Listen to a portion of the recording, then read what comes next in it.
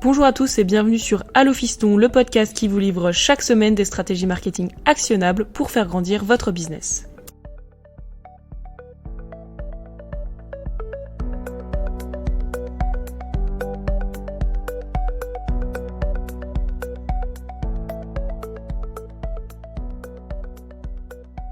Vous imaginez des tamis en fait, et au début vous laissez passer énormément de gros cailloux, et au fur et à mesure vous raffinez, et à la fin vous avez du sable.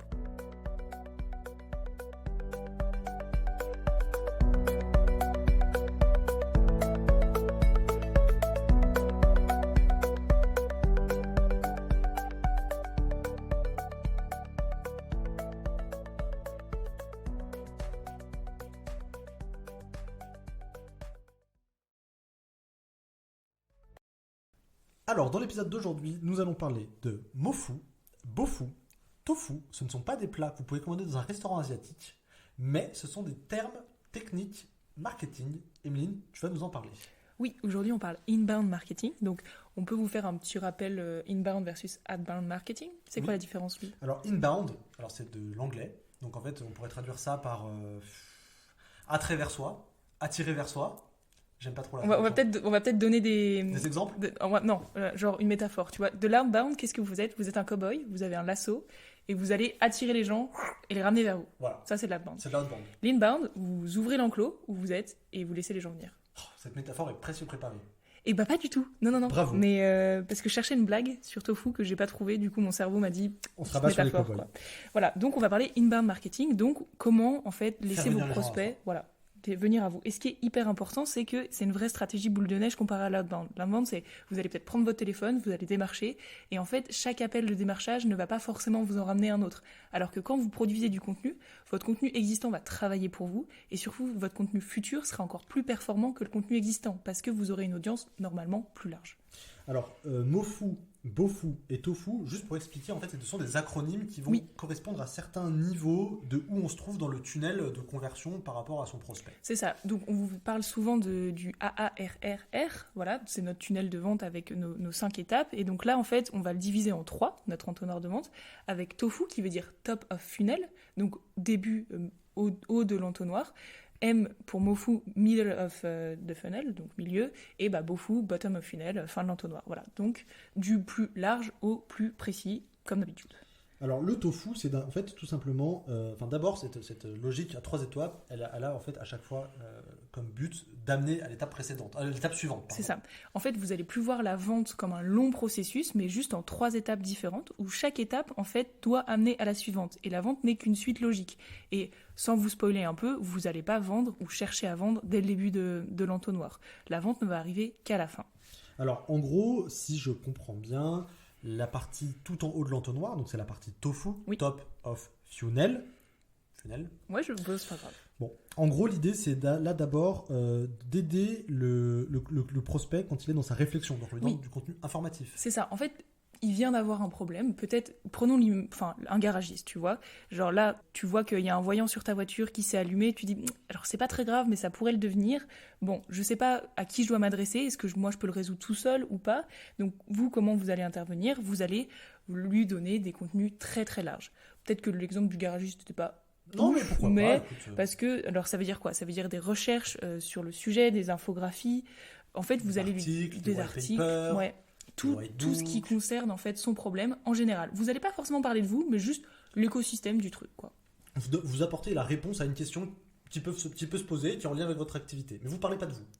Vous pouvez, mais pas en vous mettant en avant. Vous pouvez juste dire, il y a 4 grands acteurs dans l'industrie. Nous, on fait partie des 4, mais il y a aussi ceux-là. Il y a peut-être 30% des gens qui rencontrent le même problème que vous chaque année. C'est tout à fait normal, etc., etc.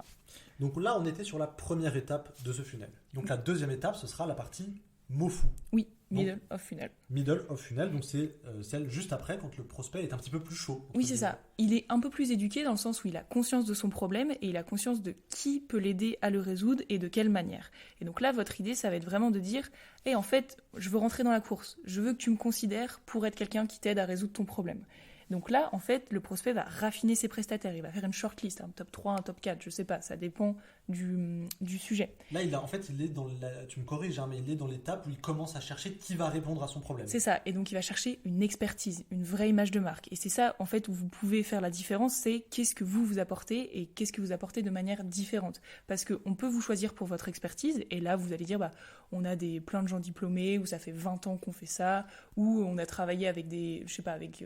440, oui, les plus grands, voilà. Ouais. Ça rassure vachement. Vous pouvez aussi vous démarquer sur l'image de marque ou sur les valeurs. Il y a beaucoup d'entreprises qu'on choisit aujourd'hui parce que ils ont l'air sympas, ils communiquent bien, ou tu sens qu'il y a beaucoup d'entreprises qui font ça, je pense, dans le textile, où à chaque commande achetée, ils plantent un arbre.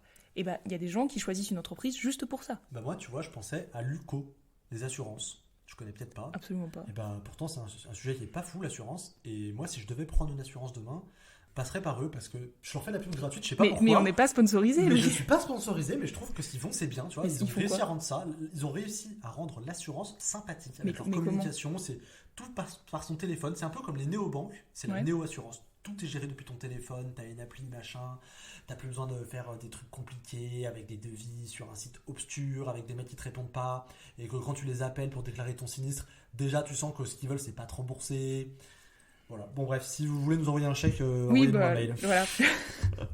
Mais vous voyez, c'est exactement ce qu'on disait. Vous pouvez vous démarquer par votre expertise ou juste par la manière dont vous faites les choses. Et l'assurance, c'est pas sexy, mais si toi, ça t'a convaincu au point que tu m'en parles aujourd'hui, c'est qu'ils ont su faire quelque chose de bien. Et alors, t'as pas converti parce que t'es pas client aujourd'hui, donc t'es peut-être pas encore dans l'entonnoir. Je suis dans le mot fou. Mais t'es dans le mot fou. Et le jour où t'en auras besoin, peut-être que ça sera beaucoup plus simple pour eux de conclure une vente. Alors, tout à fait. Est-ce qu'on parle du coup de comment peut-être des petits conseils pour intervenir sur la partie mot fou, peut-être des petits outils précis? Alors oui, il va falloir être un petit peu plus dans la rencontre. Donc, alors là, c'est le temps de Covid, mais tout ce qui est les salons, les webinaires, les conférences, des rencontres, ça marche énormément. Vous pouvez aussi publier sur votre site ou vos réseaux sociaux des études de cas clients. Ça aide beaucoup les gens à se projeter. Ça, c'est vrai. Et des landing pages sur ce qu'on appelle des pain points, c'est-à-dire des points de douleur très précis.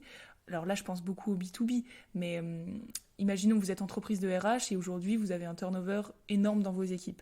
Et là, vous pouvez publier une landing page, comment fidéliser vos employés, comment augmenter sa marque employeur, comment augmenter son Net Promoter Score, son NPS. Je vais peut-être un peu trop vite, mais... Non, mais en gros, voilà. C'est des outils, on a compris, l'idée c'est de faire vraiment la différence en se mettant en avant et comment on va résoudre le problème du client à l'étape du MOFU. C'est ça. Et là, on passe au BOFU. BOFU. Alors, en fait, si vous arrivez déjà à l'étape du BOFU, c'est vous faites partie des 2-3 dernières entreprises en lice pour le prospect où, voilà, vous êtes dans la shortlist et là, vous allez devoir dépasser tous les autres. Donc, vous avez déjà convaincu de votre expertise, de votre compétence. Sinon, vous ne seriez pas là. Donc là, il faut juste aller à l'étape encore un peu au-dessus et il faut lui dire, moi, en fait, je suis le meilleur. Pas forcément en tout, mais pour ton problème, pour ta propre situation, là, c'est moi qu'il faut que tu choisisses. Là, vous avez déjà convaincu que vous saviez faire, que vous étiez capable de. Maintenant, vous devez convaincre que vous êtes la bonne solution. Comme pour toi et ton assurance, en fait. Si ça se trouve, c'est Luco que ça s'appelle ? LUKO. LUKO. Ça, pour mon père, ça n'aurait pas d'importance parce qu'il a peut-être pas envie de gérer son assurance sur son téléphone. Mais toi, c'est la proposition de valeur qui t'a fait balancer. Quoi. Voilà. J'espère que c'est bien ça et que j'ai pas... Au pire, on invente une fausse boîte et puis voilà. Donc, et pour la plupart des services B2B, c'est le moment où il va falloir souvent faire un devis ou une offre un petit peu plus détaillée. Il va vraiment falloir que le client se dise, il a compris mon problème et je me projette absolument dans la solution. Je sais par quelles étapes on va passer et il n'y a pas de souci, je peux signer. Quand on est un SaaS, par exemple, donc un outil avec une inscription sur Internet qui rend service, généralement, ce qui se passe là, c'est qu'on fait des essais gratuits, des périodes de freemium, on fait des démonstrations, on book des calls avec des mecs qui vont faire des démonstrations en live. Spotify, vous voyez, t'as 30 jours gratuits. Si tu veux télécharger une image sur un logiciel, tu peux avoir 5 téléchargements gratuits. Ça peut être pas mal. Ou un petit webinaire de présentation. Mais un petit peu plus, pas un webinaire comme dans le middle of funnel, mais plus vraiment genre dans votre cas précis. Pas je veux attirer des clients sur Internet et c'est ça le problème. Non, dans le cas d'une entreprise de RH qui veut des clients particuliers, on vous propose ça. C'est très sniper, quoi. On a vraiment... C'est exactement ça. Ça peut... ou imaginez des tamis, en fait, et au début, vous laissez passer énormément de gros cailloux, et au fur et à mesure, vous raffinez, et à la fin, vous avez du sable, quoi. Les 3 tamis de Socrate. Mais oui, c'est peut-être de là que je le prends. Je pense que c'est de là. Incroyable. Alors, tu avais une étude de cas pour finir. Oui, parce que j'ai souvent peur quand on aborde un peu des trucs théoriques que nos petits exemples pris sur le fil, ça suffise pas pour pour que vous compreniez pourquoi en fait c'est bien et pourquoi on en parle. Donc, c'est un cas que j'ai rencontré cette semaine. Je travaille avec une école que je ne vais pas citer, mais bon, c'est une super école internationale, à Genève. Et en fait, on fait une campagne de pub pour eux et ça marche pas. Et moi, ça me rend dingue. Je supporte pas de pas craquer un truc, tu vois. On me paye pour faire quelque chose et j'y arrive pas. Ça m'énerve. Et en fait, on s'est rendu compte, parce qu'on a refait des calls, on s'est dit, mais c'est pas possible. Enfin, vous avez plein de personnes dans votre école qui sont hyper contentes. Le problème, c'est pas forcément le produit, tu vois. Et je sais qu'on fait un truc de bien, donc le problème vient pas forcément de nous. Donc, en fait, le problème, c'était qu'on avait commencé par du bottom of funnel. On était persuadés que les gens allaient convertir de suite. D'accord. Vous avez surestimé la présence de la marque, de l'école dans l'imaginaire des gens.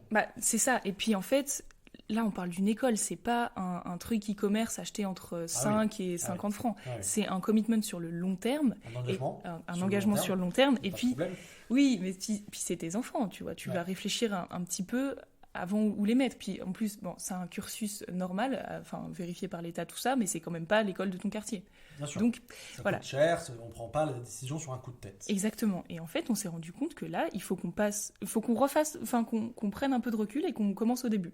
Pourquoi c'est une super école ? Pourquoi est-ce que les gens sont contents d'y aller ? Qu'est-ce qui fait sa différence ? Quelles sont ses valeurs ? Pourquoi les gens reviennent ? Etc. Et une fois qu'on aura fait ça, là, on est en train d'organiser, en fait, c'est-à-dire des conférences pour présenter l'école. Et après, ils vont choisir leur niveau. Ah, vous avez un enfant qui a 5 ans, un enfant qui a 12 ans. Nous, regardez ce qu'on sait faire, regardez ce qu'on propose. Pourquoi est-ce qu'on a une offre adaptée à chaque âge de vos enfants, etc., etc. Et on ne peut pas arriver, comme on a fait au début, en disant on a des super programmes post-bac pour vous. Parce que ça ne fait pas sens. Écoute, c'est très intéressant parce qu'en t'écoutant parler, tu m'as donné des idées pour un de mes clients aussi. Donc, incroyable ce qui se passe dans ce podcast. Et souvent, c'est ça. C'est que si ça ne marche pas et que vous savez que le product market fit est là, et que vous savez que ce que vous faites, c'est pas de la merde, que votre targeting est bon, que vos créas sont bonnes, tout ça, parfois, en fait, c'est juste que vous avez surestimé, ou alors mal jugé votre funnel. Tu vois. Si ça se trouve, vous êtes juste trop bas. Souvent, c'est ce qui arrive. Et à l'inverse, parfois, il arrive qu'on soit trop haut et que du coup, qu'on soit pas assez pushy sur la vente, mais c'est plus rare, tu vois. Ouais. Vous pouvez faire ça, c'est peut-être votre petit devoir. S'il y a genre une campagne qui marche pas ou un client où vous avez un problème, faites ce mofu, bofu, tofu. Regardez ce qui se passe. Voilà, regardez ce qui se passe. Merci Emeline. Écoutez, comme d'habitude, si cet épisode vous a plu, je vous invite à vous abonner sur la plateforme d'écoute sur laquelle vous êtes, à nous laisser un commentaire, pourquoi pas, mais surtout, à parler de nous à une personne, un de vos collègues, un de vos amis dans votre dynamique entrepreneuriale comme vous. C'est le seul moyen qu'on a pour grossir parce que on est indépendant, hein, on n'est pas RTL, on n'est pas France Inter. Donc voilà, si ça vous a plu, on compte sur vous. Et comme d'habitude, à la semaine prochaine. Ciao!